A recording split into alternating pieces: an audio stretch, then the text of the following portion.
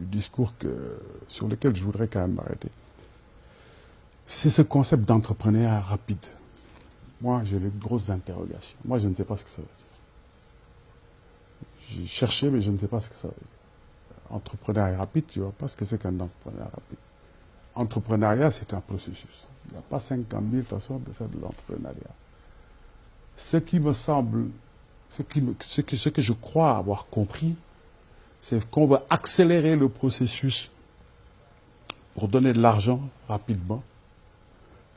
On avait déjà eu une annonce de ce fait parce que lors de la tournée, la fête de la jeunesse, la tournée habituelle que fait le ministère de la Jeunesse, on l'avait entendu une fois dire que je vais demander au président de prendre une partie de la cagnotte, de le mettre là, et puis de donner l'argent rapidement, parce que c'est trop compliqué.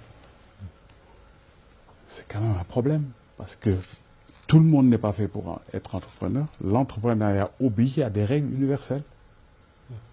Et tout laisse penser que c'est une cagnotte électorale, c'est-à-dire qu'il va suivre le même sort que toutes les cagnottes qu'on a eues, ANEJ, ANPEJ, etc. C'est une crainte.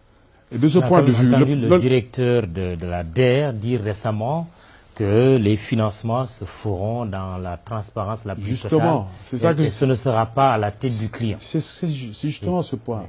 Le président a dit que ça sera dans la transparence.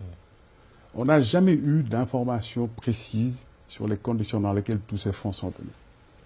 Et il y a eu quand même une histoire, parce que ces fonds-là ont existé sous d'autres régimes, sous ces régimes, et on a vu ce que ça donne, parce que ça permet de financer une clientèle politique.